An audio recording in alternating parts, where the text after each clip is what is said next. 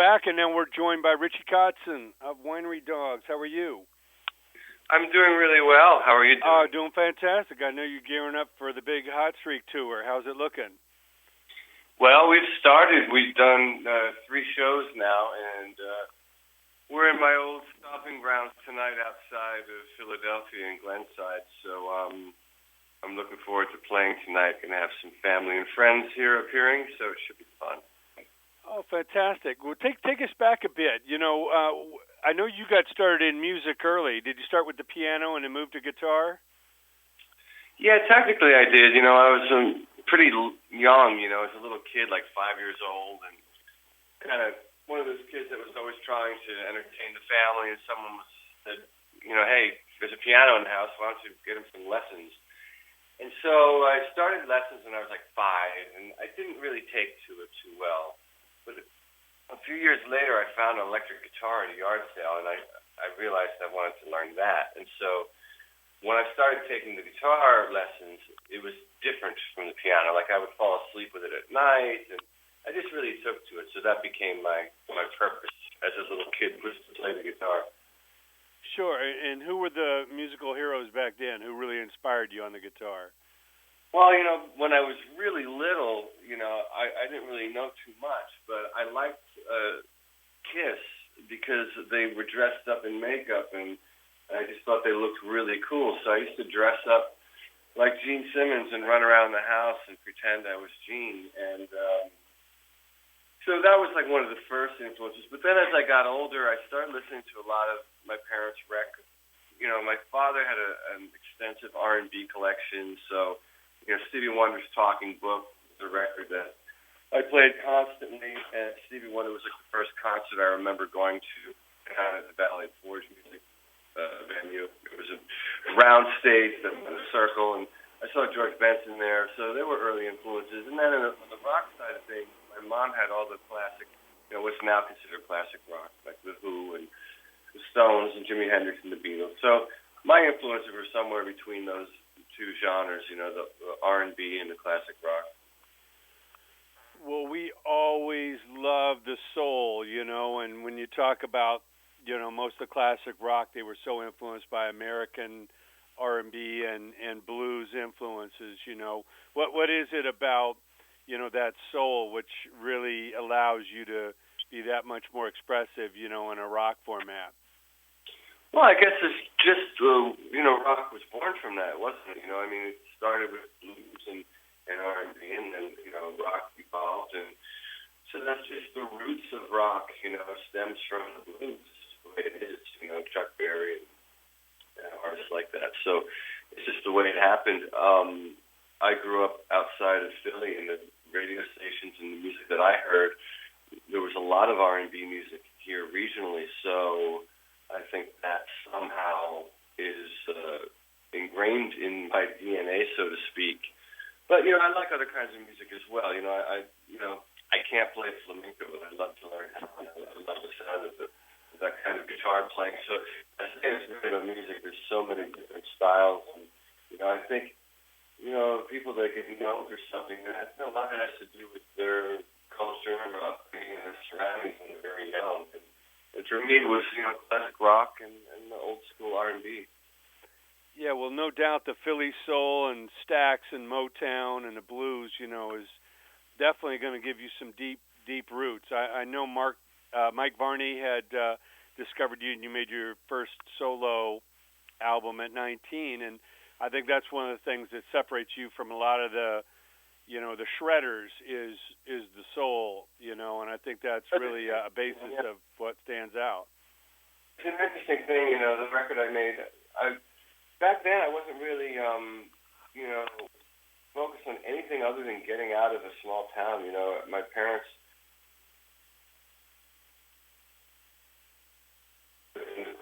and I was playing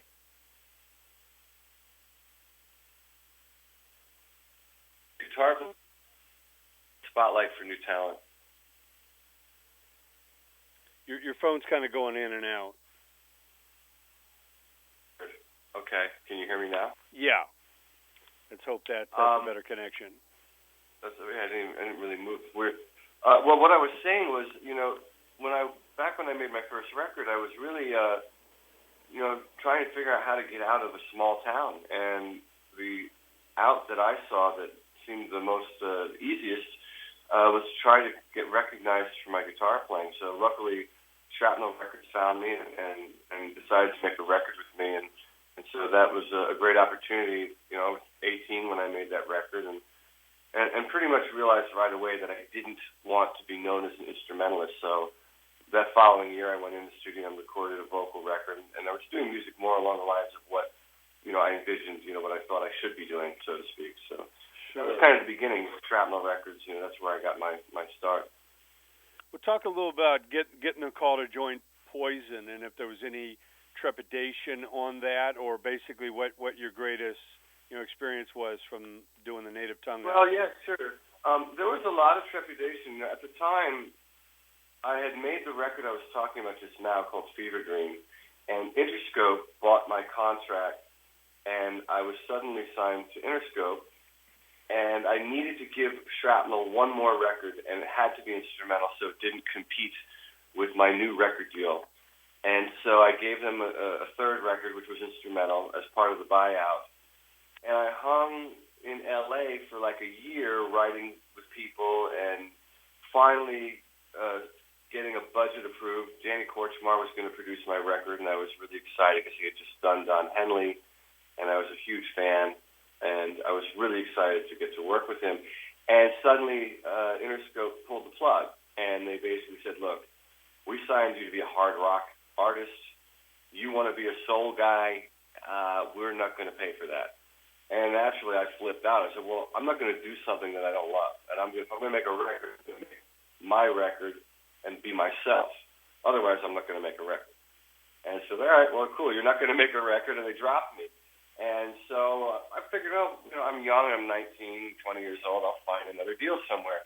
And actually what had happened was Poison, the guys from Poison were calling. Brett Michaels had called my record company at the time, and they were interested in me. My first reaction was, no way, I don't want to do that. That's further into the direction I'm trying to get out of. And we really hit it off. He's a Pennsylvania guy, and he explained he really wanted to take the band in an entirely different direction. He wanted me to be a primary writer along with him. And they liked my sound, they liked what I did, they liked the songs that I had written that I shared with them. And so I ended up joining the band, and I think we made a great record. I love the record we made. In a lot of ways, that record feels like my record just as much as it is theirs. But then unfortunately, it kind of went south when we got on the road, and, tastes were changing. Ticket sales were not what they were for that band. I mean, this is a band that up until that point had sold 15, 20 million records or something like that. And now suddenly they expected their record to be at number one, and we were at, number 16 or something. So in their eyes, it wasn't going well. Even though we had a gold record, it shipped gold, but it still wasn't good enough, I guess. Things got really weird and fell apart. And I moved on. But, I think that it was a great thing for me. I learned a lot, and I think I made a really cool record, and I wouldn't have changed anything. From there, I went back to doing what I did. Before that, it was make solo records, and I've been making solo records consistently now since I was 18. So that's no matter what happens, what band I may be in or out of, I'll always be that. That's what I am. That's how I started, and that's how I would imagine I would end. It's just sure. We've had a very prolific solo career, and as a self-contained artist. But then again, you joined Mr. Big and started your collaboration with Billy Sheehan. Talk about that again, stepping into some other shoes, Paul Gilbert's, and but obviously clicking with Billy. What was the Mr. Big experience like? Mr. Big was interesting because initially, again, I was one of those things that I just said no, I don't want to do it. Eric Martin had contacted me about joining the band. I was in San Francisco recording a record. Stanley and I had a band with Lenny White and Rachel Z and Karen Briggs. It was like a jazz fusion type of thing. And we were recording the record, and I had gone to see Eric play in Marin County at a small bar with this band. And we hung out, and he mentioned, he wanted to work with me and talked about Mr. Big. My initial reaction was, I don't see how I can do it. I'm already in a band with Stanley, and I've got 2 solo records that I just put out, and I'm going on tour. And as it turned out, they inactive outside of Japan. Most of what they did was in Japan. So really what that meant is that we would write a record, however long that took, a month or whatever, record it, another month right there. Do some shows in Japan, which would be less than a month. So the be Mr. Big, work with guys that I admire, write songs, not be a sideman, to be a band member, write songs, contribute, and do 3 months out of the year. So for me, I thought, well, I can do this. It sounds fun. And we did 2 records. And then the band kind of fell apart after that. And now I know recently they reformed with the original members. It was fun. It was a cool thing. And, backstory no one knows is that prior to that happening, Pat and I were writing a bunch of demos that we recorded that were took and developed and put on one of my solo records. A song called Locked Out on his.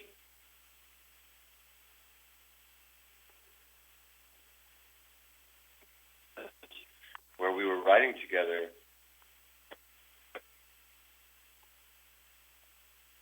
They broke up the first time before I joined the band. So there's all kinds of little things that happen that people don't even realize. Well, I know you've had a great, relationship with Japan. Were you already popular in Japan before Mr. Big? Because I know they have a great audience there. Or did I was. As a matter of fact, I remember being on a television show the same time Mr. Big was and seeing the guys over there. I started going to Japan in 1994, and the reason I was able to break that market was because of a record I did on Geffen. I was signed to Geffen in 94. I made a solo record called Motherhead's Family Reunion. Unfortunately,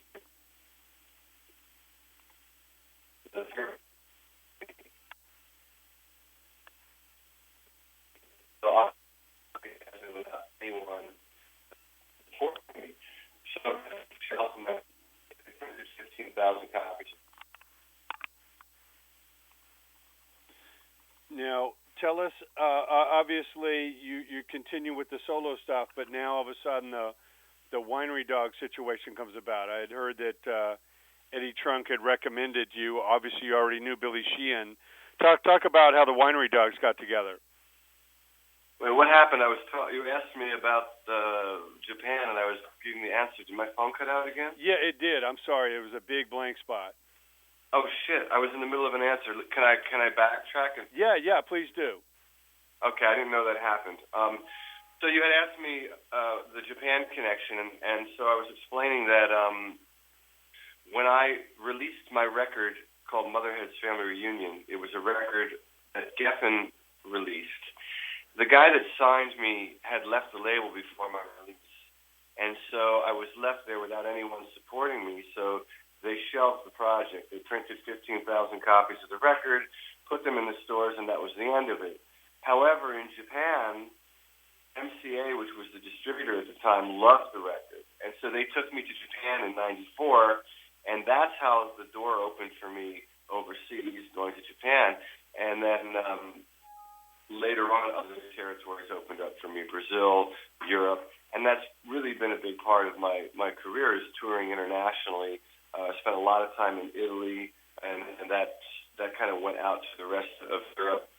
And same thing with Latin America, going to Brazil, and then suddenly I was in Chile and Peru. And so I've been very fortunate. And, now here I am with the Winery Dogs, and we're touring all over the world. It's just been great. Sure. Well, again, talk about how the Winery Dogs all got together and how that adds and complements your solo career. Well, it's and the band came together at a perfect time. I remember I was finishing an album cycle for a record I wrote called 24 Hours, and I had said to someone, I think I could use a break from myself. It would be really cool to do something that was more of a collaboration. No sooner did I said that, Mike Portnoy called me, got my number from Eddie Trunk, and we decided to get together, and Billy and got together at my house, and we started writing songs as if we knew each other for years. So it was a really easy move. Everybody adds something, brings something to the table, and we respect each other, and we all have our unique qualities. So, it's a unique sounding band, and personally, I thought this was something that would be, make a cool record, do a couple shows, and move on. And thankfully, the band grew legs. People liked the band. We were able to sit on the road and we were running shows, and we were on our second record. So it's nice times for all of us. Now, going in to make the second record, Hot Streak, what was the idea as far as following up the first one, and what are you most proud of achieving making this record? Well, I think what I like the most about this record is it feels a little bit more diverse, and I think that really comes through the production values, some of the choices that we made when we were recording the record, even arrangements. Mike did some things on the drums he didn't do on the first record in a more simplistic way, which opened up the door for me to be a little more creative when it came to some of the choices that I make when I'm doing my overdubs and when I'm writing the lyrics. And so I think we have a more sophisticated record, and somehow we still were able to maintain the element of the band that was on the first record, which to me is the kind of crazy, over-the-top interaction between the guitar, bass, and drums, where we have our unison lines and all that kind of crazy stuff. So we maintained that, but we actually added a level of maturity, which I happen to really like. And there was no discussion on direction or anything. It just came together. We got in a room, jammed the ideas, ended up with a bunch of ideas, and then I take the ideas and I basically turn them into songs by writing melodies and lyrics. And that's it. It's this process that works really well for us. It worked well on the first record, so if it's not broke, why fix it? Sure. Well, I know you've got a lot of exciting things going on with the tour and, of course, the solo album, Cannibals. And, I know you're also doing the dog camp. Talk about, what that's all about and when that's coming up. Well, we've done 2 dog camps, and it's an opportunity for fans to get together and meet us and talk to us and play with us, and we give seminars and answer questions, and it's just kind of like a community up in the Catskills, beautiful nature, and it's just a fun time. I don't know when the next one will be because our tour schedule is wrapping up. We likely will be on the road for quite a while, so there hasn't been anything solid for another dog camp. I'm sure we'll do one at some point, and we will announce it. If you keep an eye on the website, all that stuff is always updated. As far as me, in addition to being out with Winery, I've just released a new live DVD. It's the first ever professional quality live DVD that I've ever done for myself, so I'm very excited about that. And it was recorded at a great time because my band was out. We did a really extensive tour on my last record, and we ended the tour in Tokyo, and so we filmed the last show there. So that's it. Sure. On that. Now, I know the business is constantly changing and evolving these days, but what advice do you have to young players, young songwriters, young singers coming up today? What is most important that they concentrate or avoid? Well, it's hard to say. The business is very different now than it was when I was young. When I was young, it was all about finding a record label to sign you and getting a budget to make a record and all that sort of thing. And now, I think you don't really look for a record deal so much. I think you look to generate your own base by playing live and your social media. And, it's just a different animal. I really don't know what to tell young bands, and I know what to tell a musician as far as practicing and playing with other people, how important that is. But the business has changed, and, guys like me and Billy and Mike are already kind of grandfathered in. People know who we are, so just by nature of that, we can get some exposure. But a lot of it's a little foreign to me, to be honest. Sure. But just talk for a second about the amount of dedication, sacrifice, and perseverance it takes to really not only master your instrument, but succeed as a songwriter or finding your own style and really finding an audience out there. Well, it's a commitment, I mean, and it really depends on what your objective is. When I was young, my first objective was to really know how to play the guitar and really learn the instrument. So that takes a lot of time. And I wanted to do a lot of different things on the instrument. I just didn't want to play open chords. I wanted to be able to solo and hear melody and harmony and all that sort of thing. So, that takes time as you learn the foundation. And then you got to get out and do it. I think a big thing for me was playing with other people. Once you have get to a point where you can play the instrument, you're comfortable, you're not nervous, then you got to get out and start playing with other people, because that's really where you start to grow. Well, Richie, we're real excited about the new album, Hot Streak. We're going to see you out here in California shortly, and please keep on bringing that great music. All right, man. Well, thanks for the interview, and I'm sorry.